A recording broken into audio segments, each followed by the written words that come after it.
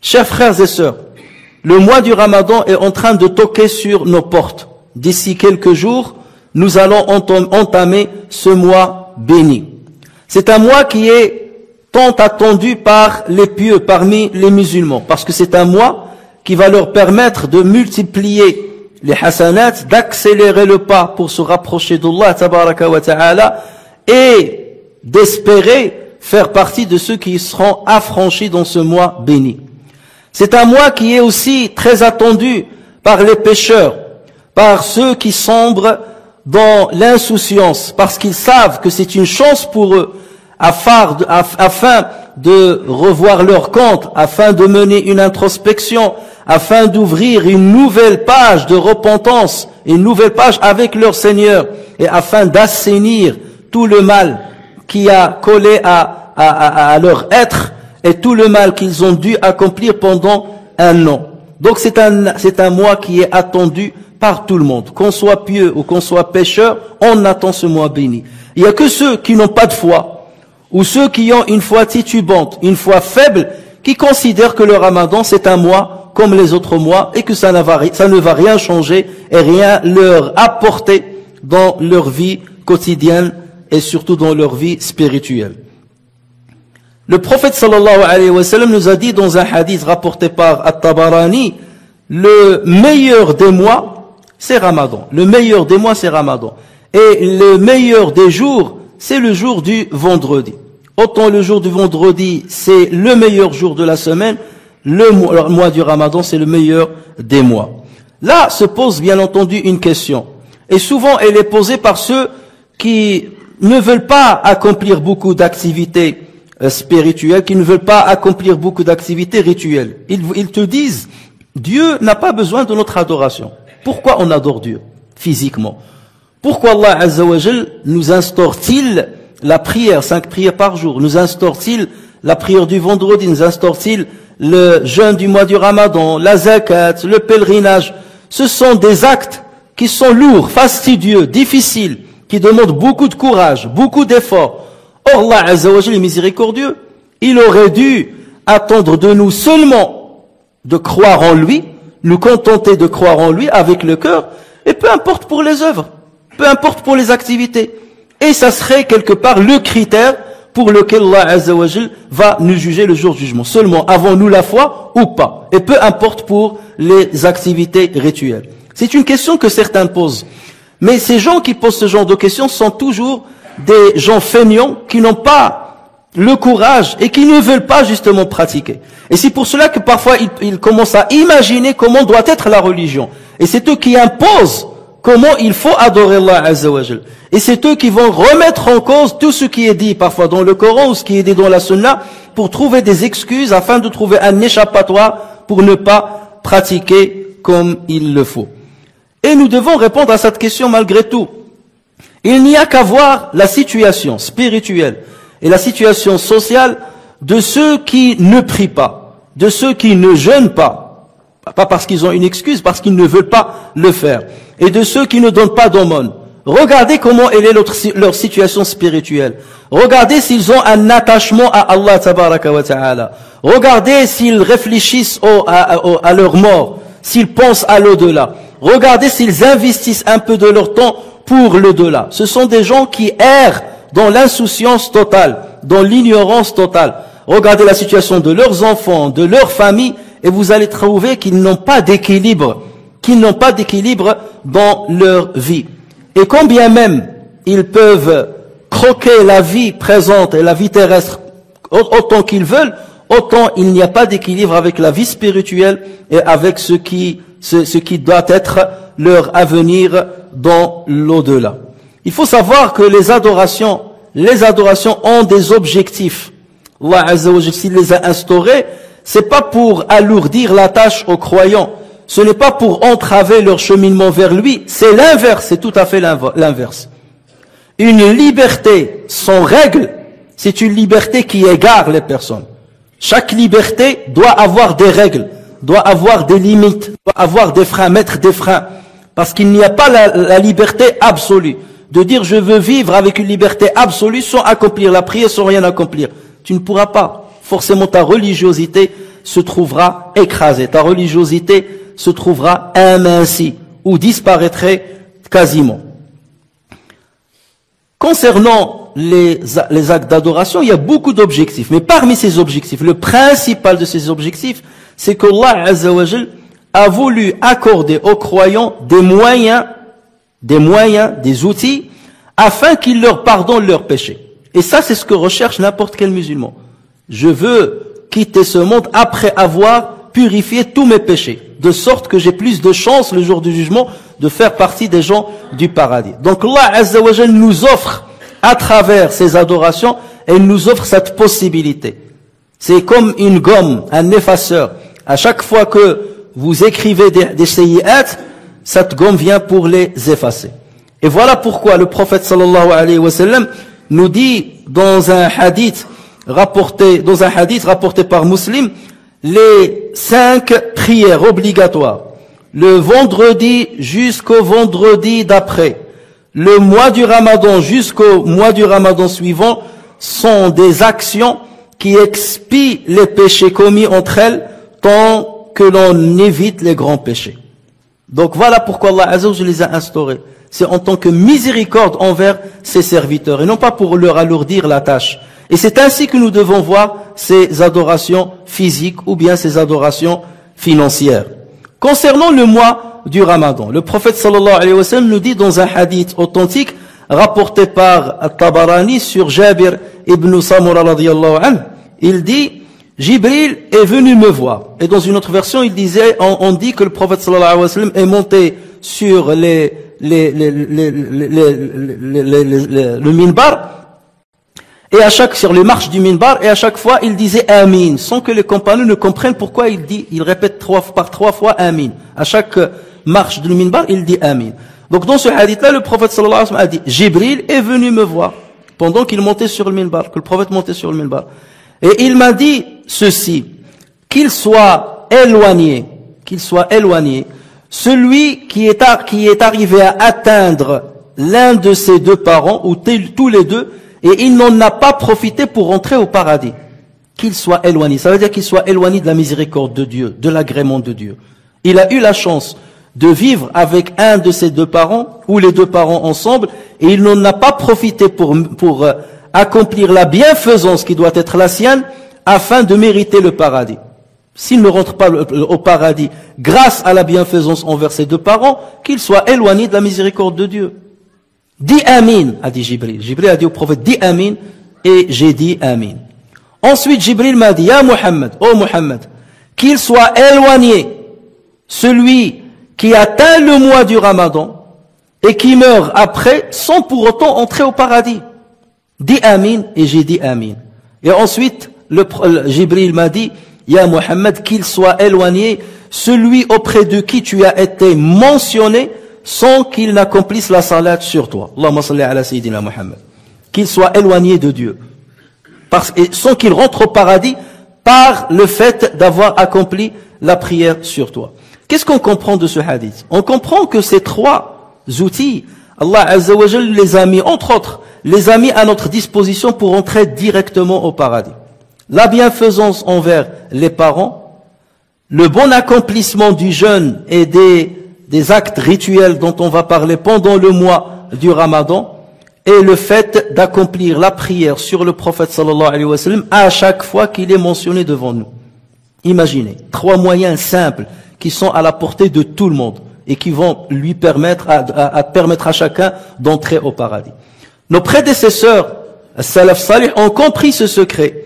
Et c'est pour cela que Ma'la ibn al-Fadl rapporte que Salaf Salih, ils avaient l'habitude d'invoquer et de supplier Allah Azza wa Jal pendant 6 mois afin qu'il les fasse atteindre le mois du Ramadan. Il dit, Seigneur, fais-moi atteindre le mois du Ramadan. Ensuite, après le Ramadan, il continue pendant 6 mois à invoquer Allah Azza wa Jal afin qu'il agrée les œuvres qu'ils ont accomplies pendant le mois du Ramadan. Parce qu'ils ont compris que ce mois-ci, c'est une chance inouïe pour eux. C'est un ascenseur qui mène directement au paradis. Et voilà pourquoi leur vie, elle tournait autour de ce rendez-vous. Ils attendaient impatiemment ce rendez-vous et une fois arrivés, ils accomplissent ce qu'ils doivent accomplir et ensuite ils invoquent Allah Azza wa Jal pour qu'il agrée ce qu'ils ont accompli. Et Yahya ibn Abi Kathir, qui est parmi les successeurs, il rapporte que parmi les invocations de as-Sahaba, c'est qu'il disait Allahumma sallimni ila Ramadan wa sallim Ramadan ilay wa tasallamhu minni. Seigneur, fais-moi parvenir au mois du Ramadan. Donc sallimni ila Ramadan, fais-moi vivre jusqu'à ce que j'atteigne le mois du Ramadan. Wa sallimhu ilay, ça veut dire facilite-moi l'accomplissement des actes rituels que je dois accomplir pendant ce mois béni, à savoir le jeûne de la journée, l'accomplissement des prières de la nuit, entre autres, la sadaqa, et ainsi de suite, que nous sommes invités à accomplir pendant ce mois béni. Et ensuite, tasallamhu minni, ça veut dire agrée et accepte de moi ce que j'ai fait pendant ce mois béni. Donc ces gens ont compris l'importance du mois du Ramadan et ils ont saisi cette occasion afin de multiplier les actions et garantir le paradis auprès d'Allah tabaraka wa ta'ala. Chers frères et sœurs,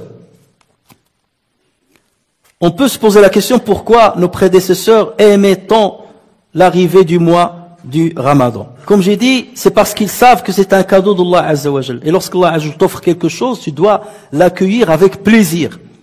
Lorsque Dieu t'offre quelque chose, tu dois l'accueillir avec plaisir. Et être content d'avoir ce cadeau. Allah Azza wa Jal, dans le mois du Ramadan, il a mis plusieurs possibilités aux croyants pour accéder au paradis. Plusieurs possibilités aux croyants pour absoudre ses péchés, pour se purifier complètement de ses péchés. Donc, et ceci, on ne le trouve pas ailleurs, dans un autre mois. Plusieurs conditions et moyens et outils pour se faire pardonner ses péchés. Dans le hadith rapporté par Al-Bukhari et Muslim sur Abu Huraira, le prophète sallallahu alayhi wa sallam a dit, celui qui prie la nuit du destin, la nuit de l'Qadr, celui qui prie la nuit de l'Qadr avec foi et en espérant la récompense, iman al-ihtisaban, ses péchés précédents sont pardonnés. Et celui qui jeûne le mois du Ramadan, imanan wa ihtisaban, avec foi et en attendant la récompense d'Allah Azza wa Jal, ses péchés précédents sont pardonnés. Dans un autre hadith rapporté par Al-Bukhari et Muslim sur Abu Huraira encore une fois, le prophète sallallahu alayhi wa sallam a dit, celui qui prie les nuits du Ramadan, imanan wa ihtisaban, avec foi et en attendant la récompense d'Allah Azza wa Jal, tous ses péchés passés seront pardonnés. Donc là, dans ces deux hadiths, le prophète sallallahu alayhi wa sallam nous présente 3 moyens avec lesquels on peut voir tous les péchés pardonnés, tous les péchés passés pardonnés. Premier moyen, c'est de veiller les nuits du Ramadan, veiller toutes les nuits du Ramadan, accomplir tarawih. Et lorsqu'on dit toutes les nuits, ça commence la veille du premier jour du Ramadan. Ça veut dire, si cette année, le mois du Ramadan va commencer le lundi, on commence tarawih le dimanche. Il ne faut pas rater cette journée. Si tu la rates, tu rentres pas dans cette catégorie. Si tu rates une nuit, tu rentres pas dans cette catégorie. Parce que le prophète sallallahu alayhi wa sallam a dit, celui qui prie le mois du Ramadan, les nuits du Ramadan, toutes les nuits du Ramadan. Donc il ne faut pas rater la première nuit. Parce que on voit beaucoup, la première nuit, la moitié de la mosquée, les autres nuits, on a plus de monde. Mais ils ont raté la première nuit. Donc ça, c'est la première chose. Quelqu'un peut dire, oui, mais moi je suis faible, ou j'ai un problème, ou j'ai une excuse, j'ai pas pu le faire. Donc Allah Azza wa Jal lui donne une autre possibilité. Le prophète sallallahu alayhi wa sallam dit, celui qui prie la nuit du destin, tous ses péchés se verront absous et pardonnés. La nuit du destin. Mais bien entendu, puisqu'Allah Azza wa Jal l'a caché dans les 10 dernières nuits, donc là, au moins, le musulman va veiller les 10 dernières nuits du mois du Ramadan. Les calculateurs vont dire, ah ben c'est bien, donc je vais épargner les 20 premiers jours, je vais m'occuper seulement des 10 derniers. Ça c'est le calculateur, l'économe. Mais le doué d'intelligence, il dit non, je commence déjà par le début, par veiller toutes les nuits du Ramadan. Dans ce cas, j'inclus tout dedans. J'inclus Laylatul Qadr, j'inclus tout, donc il n'y a pas de problème, je cours aucun risque. Si maintenant tu dis, j'ai pas pu coïncider avec la nuit de l'Qadr, parce que j'ai pas veillé certaines nuits des 10 derniers jours du mois du Ramadan, là il y a encore une chance. Le prophète sallallahu alayhi wa sallam dit, celui qui jeûne tout le mois du Ramadan, imanan wa ihtisaban, verra tous ses péchés pardonnés. Ça veut dire t'as pas pu veiller la nuit, accomplir tarawih, au moins, jeûne comme il le faut le mois du Ramadan. Et là, c'est un autre sujet. Lorsqu'on parle de jeûner, c'est pas seulement l'abstention de boire et de manger et de copuler, mais il y a d'autres choses. L'abstention aussi de dire la grossièreté, l'abstention de commettre des irrégularités dans la religion, de l'abstention de déplaire à Allah tabaraka wa ta'ala, bien entendu. Donc, qu'est-ce qu'on attend de moins que cela, d'effort? Si Allah azza wa jalla nous a dit, écrivez vous-même la religion que vous souhaitez avoir. Et écrivez vous-même les actes que vous voulez faire pour entrer au paradis. Quelques actes. Qu'est-ce que tu vas lui dire? Tu n'arriverais pas à citer autant de moyens qu'Allah Azza wa Jal a cité pour que tu puisses accéder au paradis. Pourquoi? Parce qu'Allah Azza wa Jal est plus miséricordieux à notre égard que nous-mêmes à notre égard, à notre propre égard. Il est plus miséricordieux que nous vis-à-vis de nous. Donc il a mis entre nos mains énormément de moyens. Le quatrième moyen, le prophète sallallahu alayhi wa sallam nous dit dans un hadith rapporté par Tirmidhi, 3 personnes, leur invocation ne seront jamais refusées, leurs invocations sont acceptées. L'imam al-adil, le gouverneur qui est juste, parce que sa justice, bien entendu, touche tout le monde, et parce que c'est très rare de trouver un gouverneur juste, de plus en plus, dans nos temps. Le deuxième, c'est as-sa'im hina yuftar, celui qui jeûne jusqu'au moment où il va rompre le jeûne. Ça nous intéresse. Et la troisième personne, c'est celui qui a subi une injustice et qui invoque Allah tabaraka wa ta'ala. Son invocation donc sera portée au-dessus des nuages et les portes du ciel vont s'ouvrir. Et Allah azza wa jal dit à cette personne, je jure par ma puissance que je vais te secourir d'ici peu. Mais ce qui nous intéresse ici, dans notre prêche-là, c'est le jeûneur jusqu'à ce qu'il rompe le jeûne. Et les savants ont dit, il ne faut pas attendre jusqu'au moment où on va rompre le jeûne. Pendant toute la journée, j'invoque Allah Azza wa Jal, parce que les portes de l'acceptation sont ouvertes. Et au moment donc où je jeûne, j'invoque Allah Azza wa Jal. Et lorsque je termine de jeûner et je termine de rompre le jeûne, j'invoque Allah Azza wa Jal. Allahumma laka sumt, wa ala rizqika aftart, faghfir li ma qaddamtu wa ma akhart. Donc parce que tu es conscient, tu n'es pas lié seulement à la nourriture, tu es lié à Dieu. Ça, c'est seulement un moyen. J'ai arrêté de jeûner, mais le cœur, il est toujours avec Dieu. Alors que beaucoup parmi nous, dès qu'il y a l'iftar, dès que l'heure de la rupture de jeûne arrive, ils oublient tout. Ils oublient tout. Ils deviennent comme des animaux féroces devant la nourriture, devant une proie. Que la nourriture, au boire, au manger, c'est leur souci principal. Réveille-toi, attention. Alors le mois là, c'est un mois de spiritualité, pas de la nourriture à outrance. Non, c'est un mois de spiritualité, où tu attaches ton cœur à Allah Azza wa Jalla, où tu te donnes complètement à ton Seigneur. Et comment ne pas invoquer Allah Azza wa Jalla durant tout ce mois-ci, alors que le prophète sallallahu alayhi wa sallam nous dit dans le hadith qui a été rapporté par Ibn Majah sur Jabir ibn Abdillah, donc le prophète sallallahu alayhi wa sallam dit, certes Allah a des affranchis, ça veut dire des personnes qu'il a franchies de l'enfer. Certes, Allah a des affranchis à chaque rupture du jeûne, et ce pendant tout le mois du Ramadan. Ça veut dire, au moment de la rupture du jeûne, Allah Azza wa Jal choisit parmi les musulmans une quantité, on ne sait pas combien. 10 000, 20 000, 1 million, on ne sait pas. Mais on sait très bien qu'Allah Azza wa Jal est miséricordieux. Donc forcément, il ne choisira pas des dizaines ou des centaines. Forcément, ça se compte par des milliers et des centaines de milliers, voire des millions. Allah Azza wa Jal, chaque moment de rupture du jeûne, il choisit parmi ses serviteurs certaines personnes et il leur dit, vous êtes affranchis de l'enfer. Ça y est, aujourd'hui, j'inscris que vous entrez au paradis. Direct. Peu importe ce que vous allez faire plus tard. Les années d'après, ou les mois d'après, ou les jours d'après. Ça veut dire qu'il y a parmi nous peut-être certaines personnes, Allah Azza wa Jalla les a inscrits déjà parmi les gens du paradis, parce qu'il a bien accompli le jeûne de son premier Ramadan, ou bien de son deuxième Ramadan. Il est déjà parmi les affranchis. Il est sauvé déjà. Ça peut être ton 30e Ramadan, ton 40e Ramadan, qui sait. Mais sachant qu'on ne sait pas combien on va vivre, il ne faut pas attendre de dire oui, je vais être meilleur le Ramadan prochain ou l'année prochaine ou d'ici 2 ans. Non, je profite tant que je suis vivant, tant que je jouis d'une bonne santé. Et nous voyons parmi nous des gens qui ne peuvent plus jeûner parce qu'ils sont malades. Allah Azza wa Jal, bien entendu, leur a ouvert d'autres portes et d'autres moyens pour qu'ils bénéficient de sa miséricorde. Mais en tout état de cause, tant qu'on est jeune, tant qu'on jouit de notre santé, il faut profiter. Il faut profiter au niveau du jeûne et au niveau des prières nocturnes et au niveau de sadaqa pour espérer faire partie de ces affranchis. Chers frères et sœurs, l'imam Ahmed rapporte sur Arjafa, un tabi'i, qu'il a dit « J'étais chez Utba ibn Farqad » qui nous parlait du mois du Ramadan. Et voici qu'un compagnon du prophète sallallahu alayhi wa sallam qui est entré. Et il a commencé lui aussi de nous parler du mois du Ramadan. Et ensuite, il nous a rapporté un hadith. Il a dit, j'ai entendu le prophète sallallahu alayhi wa sallam dire, pendant le Ramadan, les portes de l'enfer se ferment, les portes du paradis s'ouvrent, les diables sont enchaînés. Et un ange lance un appel, ô toi qui désire le bien, avance, ou bien aie la bonne nouvelle. Et ô toi qui désire le mal, recule. Et ceci jusqu'à la fin du mois du Ramadan. Certains savants ont considéré ce qui a été dit dans ce hadith-là, dans sa réalité. Ça veut dire que réellement, les portes du paradis s'ouvrent et les portes de l'enfer se ferment et les satans ou les diables sont enchaînés, réellement. Certains ont pris ce hadith-là dans son sens métaphorique. Et ils ont dit, ça veut dire que tous les sentiers qui mènent vers le paradis vont s'ouvrir. Tous les moyens, comme ceux qu'on a cités, tous les moyens qui facilitent l'acquisition du paradis ou l'accès au paradis, ils sont facilités. À travers sadaqa, à travers dua, à travers les prières, à travers le jeûne. Donc il y a plusieurs moyens qui permettent aux musulmans d'accéder au paradis.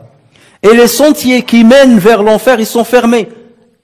Et les diables sont enchaînés. Ça veut dire qu'ils n'ont pas un accès facile aux croyants. Ils ne peuvent pas le détourner pendant ce mois béni. Et ceci, on le remarque, puisque les mosquées sont pleines à craquer pendant le mois du Ramadan, puisque nous jeûnons pratiquement tous, une grande partie parmi nous, puisque nous faisons de notre mieux pour être les meilleurs musulmans que nous puissions être. Donc, que ça soit dans la forme métaphorique ou dans la forme réelle, ce qui importe dans ce hadith-là, c'est que le prophète sallallahu alayhi wa sallam est en train de nous dire, Allah Azza wa Jal nous facilite la tâche pour gagner ses bienfaits pendant ce mois béni. Il nous facilite le bien et il nous rend compliqué le mal afin qu'on ne le fasse pas. C'est comme ça, ce qu'il faut. Ça veut dire Allah Azza wa Jal met tout à notre disposition pour qu'on accède à sa miséricorde. Et avec tout ce qu'Allah Azza wa Jal a fait, le musulman n'a qu'à bien se préparer pour ce mois béni. N'a qu'à être content de l'arrivée de ce mois et de faire son programme, de dire je m'engage dans ce mois-ci à veiller toutes les nuits du Ramadan, en commençant par dimanche, Inch'Allah, peut-être. En dimanche, s'il faut commencer, si c'est dimanche qu'il faut commencer la première prière, je vais la commencer ce dimanche. Et je vais faire mon maximum pour terminer tout le mois. Comme ça, je suis sûr d'avoir veillé pendant la nuit de l'Qadr. Et je jeûnerai, comme ça, je suis sûr d'avoir jeûné. Donc, j'ai 3 fois plus de chances que mes péchés soient absous. J'ai jeûné tout le mois, j'ai veillé tout le mois, et sûrement, j'ai veillé pendant la nuit de l'Qadr. J'ai 3 fois de chance pour absoudre tous mes péchés. Et il ne faut pas attendre une autre année, parce qu'on ne sait pas si on va vivre d'ici là. Voilà comment nous devons prendre ce mois béni.